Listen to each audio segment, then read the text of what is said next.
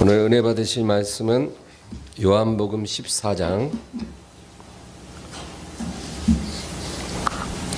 요한복음 14장 21절부터 24절까지입니다. 14장 21절부터 24절 합독하겠습니다. 나의 계명을 지키는 자라야 나를 사랑하는 자니 나를 사랑하는 자는 내 아버지께 사랑을 받을 것이요 나도 그를 사랑하여 그에게 나를 나타내리라. 가룟 아닌 유다가 이르되 주여 어찌하여 자기를 우리에게는 나타내시고 세상에는 아니하려 하시나이까.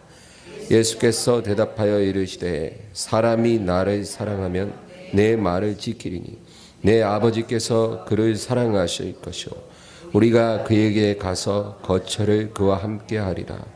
나를 사랑하지 아니하는 자는 내 말을 지키지 아니하나니 너희가 듣는 말은 내 말이 아니요 나를 보내신 아버지의 말씀이니라. 아멘.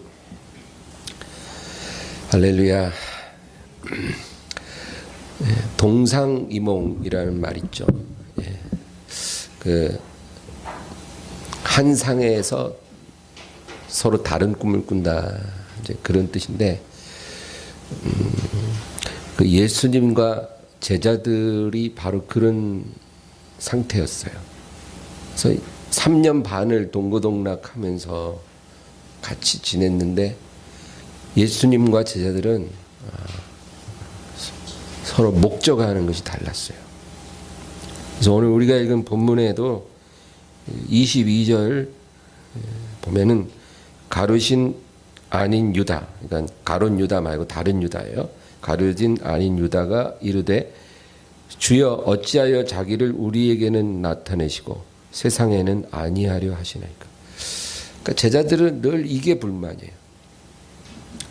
예수님 보면 정말 하나님의 아들이시고 그리스도신 것 같아요. 그렇지 않고서는 저런 권능이 있을 수가 없는 거죠. 죽은 자를 살리는데요.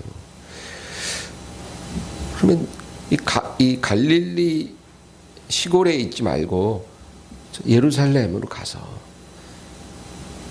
수많은 사람들 앞에서 당신을 드러내시고 많은 지지자들을 끌어모아서 정치적인 혁명을 일으키시고 이스라엘을 회복하셔야 되지 않습니까? 정말 모든 백성이 얼마나 오랜 세월 이 서름 속에서 살면서 메시아가 오기만 기다렸습니까? 주님 오셨으면 얼른 예루살렘에 가서 자신을 드러내시고 정치적인 목적을 이루시지 아니하십니까? 그렇게 제자들은 늘 주님께 이제 말하고 싶은 거죠. 근데 그 질문에 주님께서 뭐라고 대답해요? 4차원이에요. 항상 그래요. 예수께서 대답하여 이르시되 사람이 나를 사랑하면 내 말을 지키리니 내 아버지께서 그를 사랑하실 것이요 우리가 그에게 가서 거처를 그와 함께 하리라.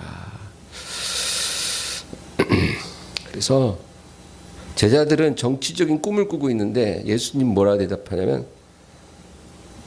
나를 사랑하고 내 뜻을 행하고 그리고 하나님과 함께 거하라. 그 얘기를 하시는 거예요. 예수님 관심이 거기 있는 거예요. 너희가 나를 사랑하고 내 뜻을 지키고 그렇게 살면 하나님이 거처를 너희와 함께 하실 것이다. 여러분, 성경은 이 세상 모든 어둠의 원인이 죄라고 말하고 있어요. 인간의 모든 불행의 근원은 죄다. 그게 성경이 우리에게 말해주는 확실한 답이에요. 모든 고통과 불행은 죄로부터 시작됐다. 우리의 어떤 육체적인 질병도 죄로부터 온 것이고 우리의 가난, 저주, 모든 불행, 죽음까지도 다 죄로부터 온 것이다. 그래서 이 죄를 해결하기 위해서는 사람이 거듭나야 한다. 그 얘기죠. 예수를 믿고 거듭나지 않으면 이 죄 문제를 해결할 수 없다. 그게 성경이 우리에게 말해주는 가장 중요한 해답이에요. 여러분, 에덴에서는 죄가 없었잖아요. 죄가 없으니까 거기는 병도 없었죠. 저주도 없었죠. 가난도 없었죠. 죽음도 없었어요. 근데 아담과 하와가 죄 짓고 나서 에덴을 잃어버리고, 그리고 그때부터 이제 인간이 노화가 시작되는 거예요.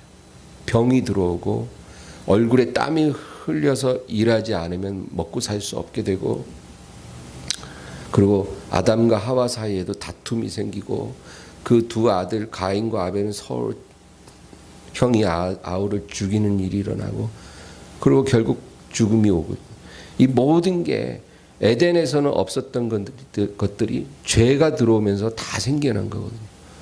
그러니까 원인이 거기 있으면 그 죄를 해결해야 돼요. 이 죄의 권세를 극복하고 인간이 원래의 상태로 회복되기 위해서는 거듭나야 한다. 거듭나야 한다. 영적으로 거듭나지 않으면 안 된다. 그래서 예수님이 이 세상에 오신 목적이 바로 그거예요. 예수님요, 이 세상에 병 고치려고 오신 게 아니에요. 수많은 병자를 고쳤지만 그게 목적으로 오신 게 아니에요. 뭐 어떤 가난 문제 해결하려고 오신 것도 아니에요. 예수님이 오신 목적은 모든 인간 불행의 원인을 제거하기 위해서 오신 거예요. 그래서 예수님은 시종일관 십자가만 바라보고 걸어가신 거예요. 이 세상에 태어날 때부터 예수님의 인생의 종착점, 목적지는 십자가예요. 갈보리 십자가. 그것만 바라보고 걸어가는 거예요. 그게 목적이에요. 그 십자가에서 죄의 권세를 멸하고, 그리고 그 이름 믿는 자마다 다 거듭나고 구원을 받게 하려고 예수님은 이 세상에 오신 거예요. 그래서 예수님은 시종일관 십자가만 바라보고 걸어가는데, 제자들은 자꾸 옆에서 주여 예루살렘에 한번 가시죠. 주님의 능력 한번 보여주시면 아주 그냥 지지자가 막 구름대같이 몰려올 겁니다. 다른 꿈을 꾸고 있어요.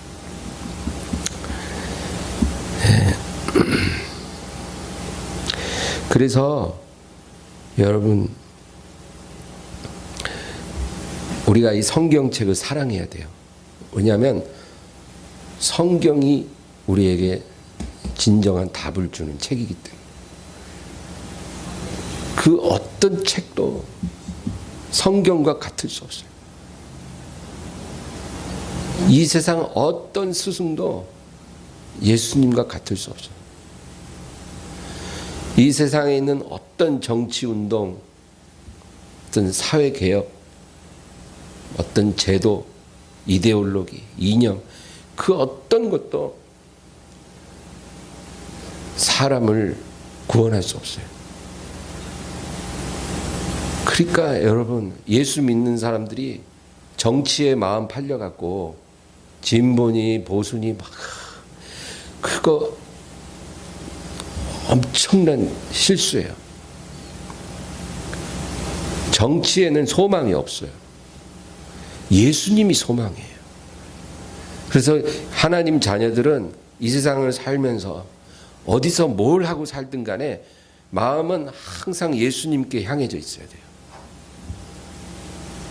그 안에 소망이 있고, 그 안에 생명이 있고, 그 안에 구원이 있고, 그 안에 모든 문제의 답이 있어요. 예수님이 십자가에서 이루신 그 공로만이 우리의 근본 문제를 해결할 수가 있어요. 모든 불행이 죄로부터 왔으니까 그 죄의 근본을 십자가에 못 박는 예수님의 능력이 있어야 우리가 회복이 되죠. 그렇죠? 남편이 너무 나한테 고통을 줘. 그럼 어떻게 해야 돼요? 남편을 때려 죽여요? 시동생하고 시댁 식구들 다 합심해갖고 남편을 때려 죽여? 그게 방법일 수 없어. 해답이 안 되죠. 어떻게 해야 돼요? 예수님께 나아가야 돼요. 이 고통과 불행이 우리의 죄로부터 온 것이면 남편을 십자가에 못 박지 말고 나를 십자가에 못 박아야 돼요. 그래서 회개하고 주님을 구하면 주님의 치유의 능력이 내게 임하고 나를 통해서 남편까지도 흘러가는 거예요. 이는 힘으로 되지 않고 능으로 되지 않고 나의 신으로 말미암느니라. 항상 모든 불행은 예수 그리스도로부터 해결책이 나오는 거예요. 우리가 그 방법을 발견하기 전에는 우리는 항상 실패할 수밖에 없어요. 나이가 많다고 인생 경험이 많다고 지혜로운 게 아니에요. 이 복음의 능력을 알아야 참 지혜를 얻는 거고 우리 삶이 바뀔 수 있다. 그거예요. 남편 문제도 예수님께 돌아갈 때 해결되고 자식 문제도 예수님께 돌아갈 때 해결되고 가난도 사업도 물질도 질병도 깨진 관계 다 예수님께 돌아가면 그때부터 해결이 되는 거예요. 그렇게 안 가고 다른 방법 그 어떤 것도 그 문제를 해결해 줄 수가 없다라는 거예요. 그거를 여러분 몇 번이나 실패를 해야 깨달을까요? 인간들은 절대로 이렇게 좋은 말로 한두 번 들어서는 못 깨달아요. 자기가 모든 방법 다 해보고 인생의 시간 다 보내고 나서 그때라도 깨달으면 다행이죠. 그것도 못 깨닫고 죽는 사람 태반이에요. 죽는 사람 많이 봤어요. 저 목회하면서. 장례식을 얼마나 많이 갔겠어요. 많은 사람들이 죽는 날까지도 그거 못 깨닫고 죽더라고요.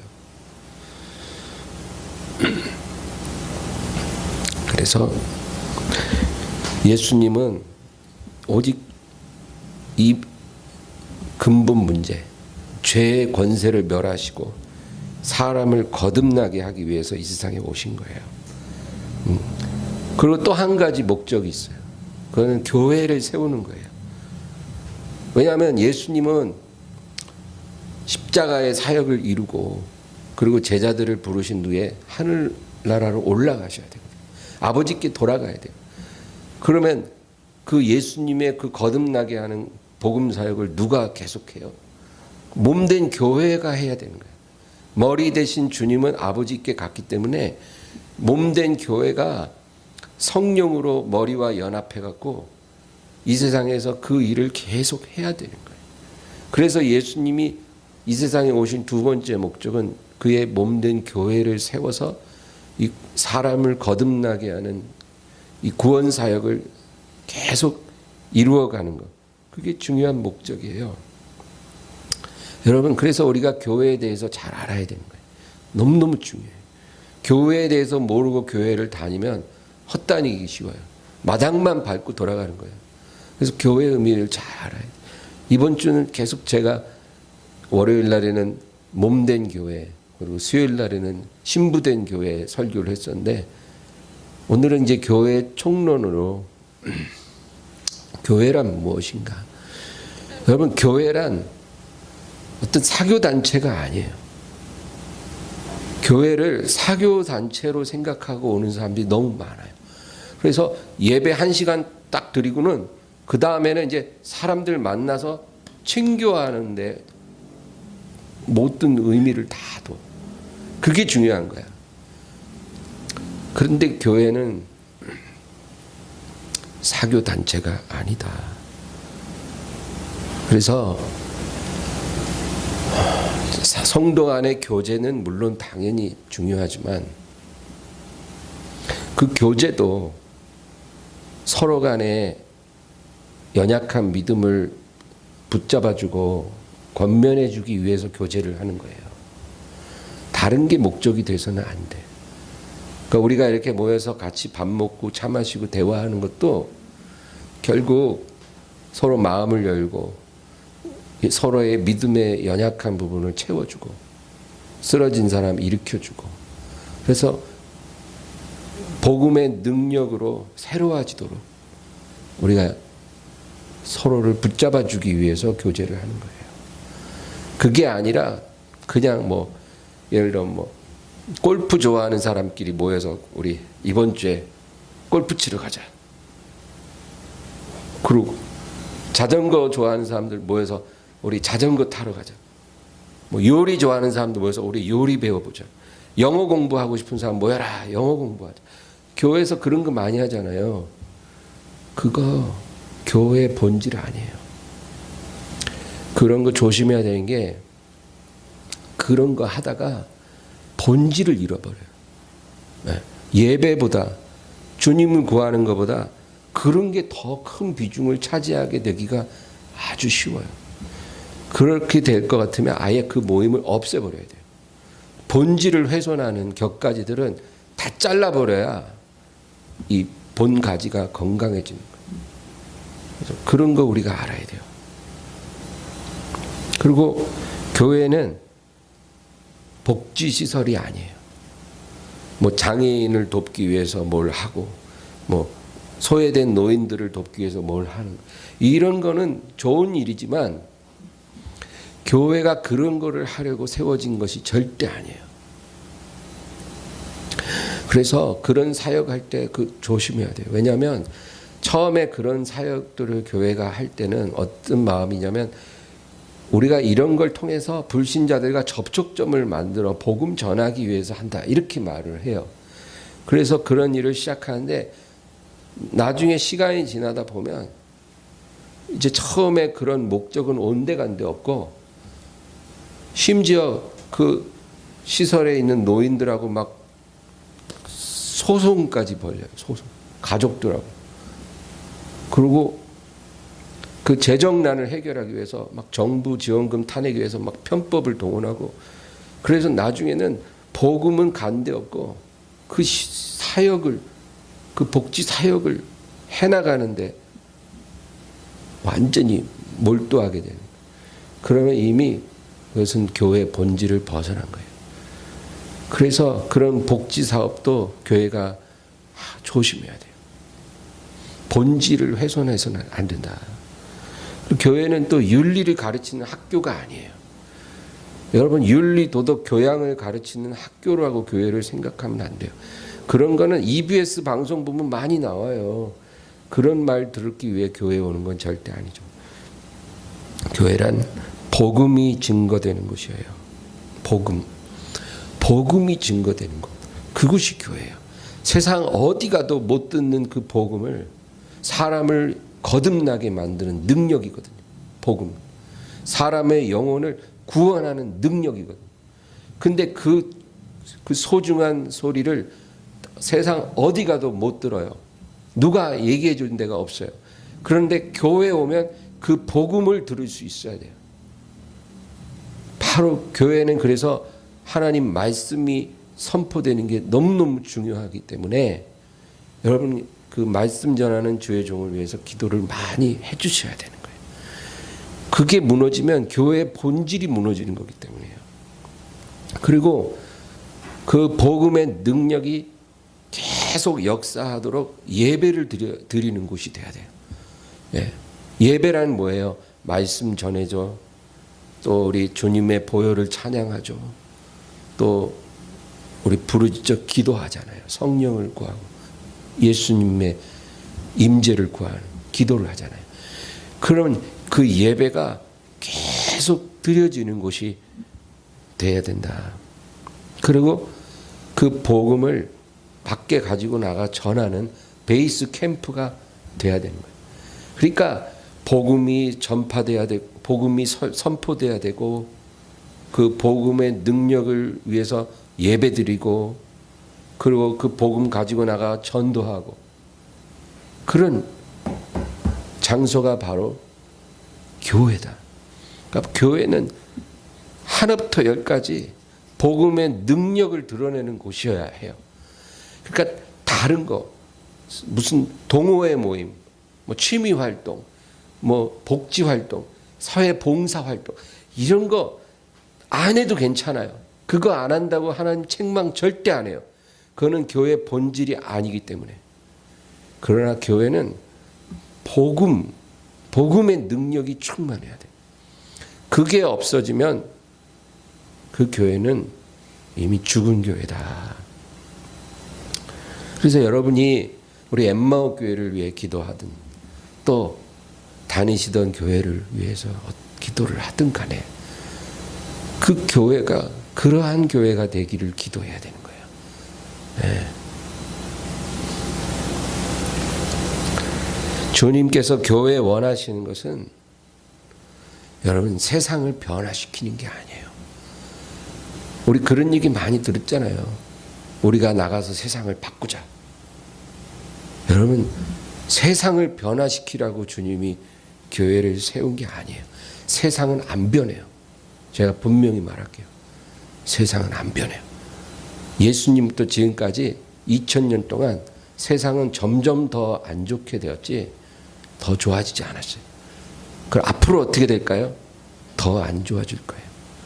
세상은 안 변해요. 주님도 교회 보고 세상을 바꾸라고 말하신 적이 한 번도 없어요. 세상은 언제 바꿔지는지 아세요?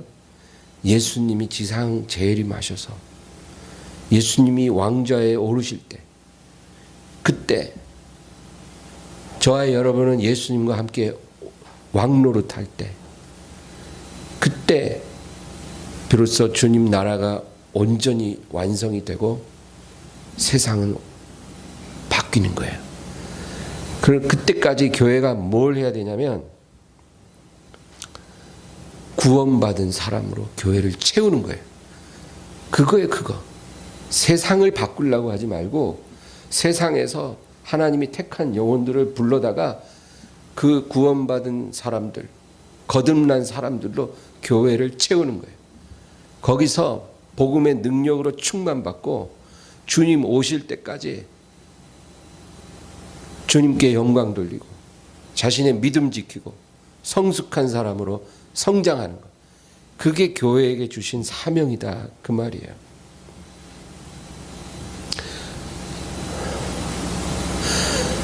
너희는 세상의 빛과 소금이라 그랬잖아요. 세상의 빛과 소금이더라. 우리가 그거를 잘못 이해하면 안 돼요. 세상의 빛이 되라 그 말은 세상이 완전히 칠흑같이 어두워지지 않도록 너희 안에 빛을 밝히라. 불을 밝히라 그거예요. 그래도 반딧불이라도 여러 켜지면 조금 화나잖아요. 촛불이라도 많이 켜지면 세상이 아예 어둡진 않잖아요. 그러니까 세상 전체를 완전히 대낮같이 밝히는 것은 예수님 오셔야 일어나는 일이고 그때까지 너희는 세상을 대낮같이 만들려고 하지 말고 너희 안에 꺼진 불을 켜라 그 말이에요. 그러면 저 어둠 가운데 쓰러진 영혼들이 너희 안에 밝혀진 그 불 보고 방향 잡고 다가와서 예수 그리스도를 만나지 않겠는가. 그거 하라는 거예요. 소금이 되라 그 말은 세상이 완전히 부패하지 않도록 너희 안에 짠맛을 회복하라. 그거예요. 그러니까 예수님이 우리에게 빛과 소금이 되라 하신 것은 세상을 통째 바꾸라 그 말이 아니라 너희 자신을 잘 지켜라. 불을 밝히고 맛을 잃지 말고 너희를 잘 지켜라. 내가 갈 때까지. 그거예요. 그렇게 자기 자신을 잘 지키는 거듭난 백성들이 모여진 곳이 바로 교회예요. 그러니까 하나님은 이 세상을 바라보는 게 아니라 교회를 지금 바라보고 계시는 거예요. 내 신부된 교회가, 몸된 교회가 얼마나 건강하게 살아있는가. 내가 갈 때까지 저들이 얼마나 영적 순결을 지키고 있는가. 그거 지금 하나님이 최대 관심사예요. 여러분, 우리가 이렇게 교회를 자주 와서 예배를 드려야 되는 이유가 뭐냐면 영적인 목욕을 하는 거예요. 영적인 목욕. 목욕, 여러분 우리 샤워 매일 하죠. 하루에 한 번씩은 최소한 샤워하잖아요. 여름에는 2번, 3번도 하고. 근데 우리가 어디 뭐 공사판 나가서 막 일하고 먼지 뒤집어 써서 샤워하는 거 아니에요. 하루 종일 집에만 있어도 여러분 사람이 밤에 잠을 자면 그 잠자는 동안에 온 몸에서 땀이 한 컵 이상 나온대요. 그 피부에 통해서. 우리는 그걸 못 느끼죠. 근데 우리 이 깡구멍에서 그냥 가만히 있기만 해도 땀이 나와요. 그리고 먼지가 앉아요. 눈에 보이지 않아도, 그러니까 가만히 있어도 몸이 더러워진다는 거예요. 그러니까 우리가 하루에 한 번씩은 샤워도 하고 씻어야 청결함을 유지할 수 있듯이 우리가 영적으로도 마찬가지예요. 우리가 이 세상에 사는 동안에는 우리가 사는 동안 계속 죄에 오염된다는 거예요. 그래서 우리가 십자가 밑에 자주 나와서 주야로 기도하고 하나님 말씀으로 충만해지고 예배를 드려야 된다는 거예요. 그래야 우리의 이 오염된 이 영혼이 씻겨지는 거예요. 매일 샤워해야 되듯이 매일 보혈로 씻어야 돼요. 그렇게 해서 우리 믿음 지키고 주님 닮아가고 그렇게 우리를 잘 지키면서 예수님 오실 날을 기다리는 곳, 그것이 바로 주님이 교회를 세운 목적이 참된 교회다. 그래서 여러분, 세상이 변화되지 않는 것 보고 탄식하거나 낙심하지 마세요. 뉴스 보면 막 기가 막혀요. 정치인들 하는 거 봐도 기가 막히고 진짜 기가 차서 말도 안 나오죠. 근데 뭐 어제 오늘 얘기예요, 그게? 예? 대한민국 건국할 때부터 지금까지 늘 그랬어요. 정치하는 거 보면 기 막혀갖고 말도 안 나와요. 사회 돌아가는 거 보면 기가 막혀요. 부동산 오르는 거 이런 거 다 보도 기가 막혀요. 세상 어디를 봐도 정말 병들지 않은 곳이 없어요. 이게 가면 갈수록 더 심해지면 심해지지 좋아지진 않을 거예요. 근데 세상이 변하지 않는다고 탄식하지 말고 교회가 변화되지 않는 거에 대해서 우리가 탄식해야 돼요. 정말로 우리가 기도해야 될 거는 영적으로 죽어 있는 교회예요. 그걸 놓고 우리가 눈물로 기도해야 돼요. 그게 하나님 뜻이에요. 우리 주변 사람들, 가족들 변화되지 않는다고 탄식하지 마세요. 여러분, 탄식할 거는 바로 나예요, 나. 나의 변화되지 않는 거 바라보면서 탄식해야 돼요. 남편 때문에 탄식하지 마시고 날 보면서 탄식하세요. 내가 변화해야 남편도 바뀌고 가족도 바뀌고 자식도 변하는 거예요.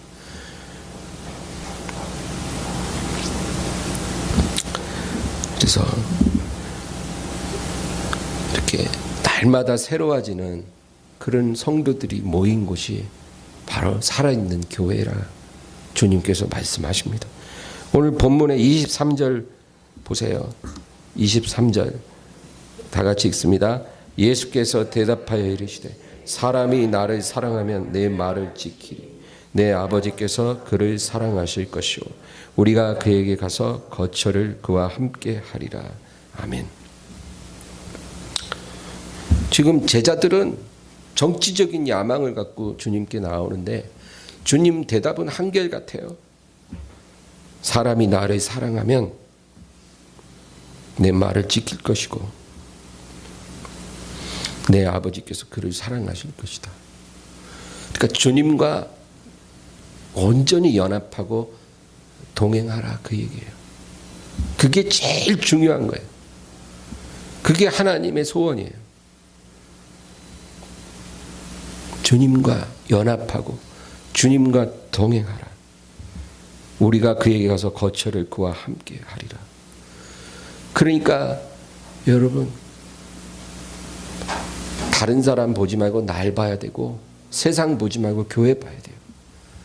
그리고 우리가 영적으로 온전한가? 복음의 능력으로 오늘도 나는 충만한가? 그리고 지금 주님과 내가 연합하고 동행하고 있는가? 항상 그걸 바라보면서 우리 자신이 온전히 서는 것. 그게 중요한 거예요. 그게 영적 승리고 그게 열매예요. 하나님은 그 부분에 대해서 우리를 칭찬해 주실 거예요. 그리고 그런 사람들이 그냥 따로따로 모래 알갱이처럼 흩어져 있는 게 아니라 할 수 있는 대로 모여요. 모이기를 패하지 말고 모이기를 힘써라. 그날이 가까움을 볼수록 더욱더 그리하라. 자꾸 그런 사람들이 모이라는 거예요. 한 자리에 모여서 복음의 능력을 사모하고 예수님의 이름을 사모하고 예배하고 기도하라. 그게 주님이 교회를 세우신 목적이에요. 여러분, 우리가 주님을 정말 잘 섬기려면 두려움을 이겨야 돼요. 두려움에 잡히면 주님을 섬길 수가 없어요. 지금 코로나가 이렇게 막 창궐 하는데 하루에도 수십 번씩 막 재난 문자 띵동 띵동 오죠. 뉴스 키면은 늘 코로나 얘기예요. 길거리 나가면 사람들 마스크 다 쓰고 그러고 살아요. 그 두려움이 날마다 우리 위에 엄습해요. 그래서 대부분의 성도들은 그 두려움 때문에 하나님 앞에 나가서 예배를 못 드려요. 모이라 해도 못 모이고 성도들끼리 예배 드리는 걸 못 해요. 못 나와요, 집에서. 그 두려움 때문에. 근데 우리가 하나님을 섬기려면 그런 두려움을 극복할 수 있어야 돼요. 내가 코로나 걸려서 죽어도 나 주님을 예배하기 원해요. 우리가 그런 마음 정도는 가지고 하나님 섬겨야 되지 않겠냐, 그거예요. 안 그래요? 세상에서는 이런 말을 들으면 저 광신자들이다 이럴 수도 있겠지만 우리가 섬기는 하나님 앞에서 우리가 고백해야 될 신앙은 이런 거 아닐까요? 그 정도 두려움도 극복이 안 되는 신앙이라면 그 하나님 기뻐하실 신앙이 될 수 있을까요?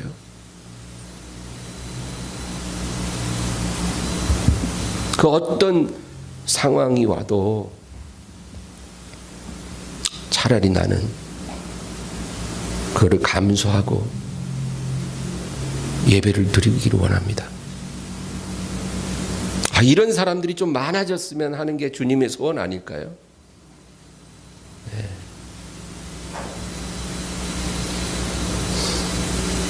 이 정도 두려움도 못 이기는데 이제 앞으로 더 심해질 거거든요. 더 심해질 거예요, 여러분. 백신 나오고 그래갖고 옛날로 돌아갈 거라고 생각하시죠? 안 그럴 거예요.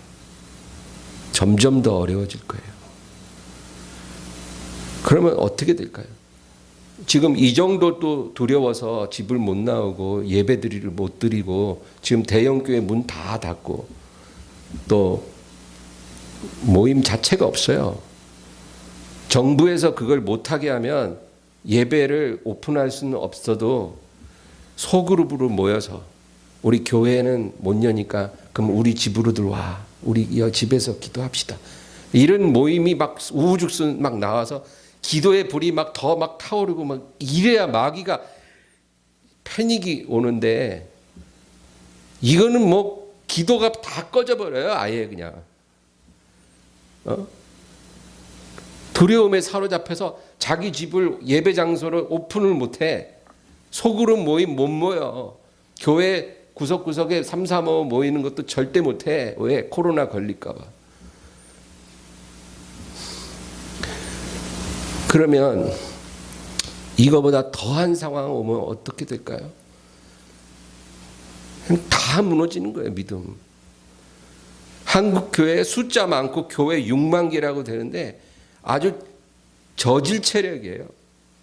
잽 하나만 날렸는데 그냥 뒤로 자빠져서 못 일어나. 마귀가 굉장히 긴장하고 준비를 많이 하고 왔는데 탐색전 하다가 잽 한번 딱 샜는데 살짝 스쳐 맞았는데 그냥 KO 돼버렸어. 이렇게 싱겁게 끝나다니. 마귀가 놀래요. 아주 그냥. 우리 한국교회는 박해를 받을 준비가 안 돼 있어요. 어떤 희생을 치르더라도 하나님을 향한 신앙을 지키겠습니다. 이런 마음이 준비가 하나도 안 돼 있어요. 지금. 그래서 세상이 교회를 어떻게 보느냐 이런 것보다 주님께서 우리를 어떻게 보실까? 거기에 초점을 맞춰보자고요. 우리 행동을 결정할 때 세상 사람들이 비판하냐 안 하냐, 정부에서 뭐라 하나 안 하냐, 거기에 맞춰서 행동을 결정하지 말고 우리 사랑하는 주님이 우리를 어떻게 보실까? 거기에 기준을 두고 우리의 행동을 결정하면 안 될까요? 저는 그렇게 생각합니다. 그래서 여러분, 교회란 어떤 상황이 와도 복음의 능력을 지켜야 돼요. 그리고 성도들은 모여야 돼요. 그리고 우리 각자 개인은 어느 곳에 있든지 이 복음의 능력 안에서 살아가야 돼요. 이거를 잃지 않아야 될 줄로 믿습니다. 다 잃어도 괜찮아요. 돈을 잃어버릴 수도 있어요. 명예를 잃어버릴 수도 있어요. 사회적인 지위를 잃어버릴 수도 있어요. 심지어는 내가 소중하게 여기는 가족까지도 잃을 수도 있어요. 그런 일이 안 오면 좋겠지만 그런 일이 올 수도 있어요. 그럴지라도 마지막까지 내가 딱 붙잡고 놓지 말아야 되는 거. 그 뭐겠어요? 예수님 잃어버리면 안 돼요. 그게 우리에게 분명해야 돼요. 남편 잃어버려도 어쩔 수 없어. 자식을 잃어버릴지라도 어쩔 수 없어요. 하나님이 허락하신 때. 그러나 예수님을 잃어서는 안 된다. 그거 잃으면 다 잃는 거예요, 여러분. 우리의 구원을 잃어버리는 거예요. 그래서 오늘 이 말씀을 기억하면서 우리 또 간절히 기도하기를 원합니다. 우리 주여 3번 부르고 기도합니다. 주여, 주여, 주여.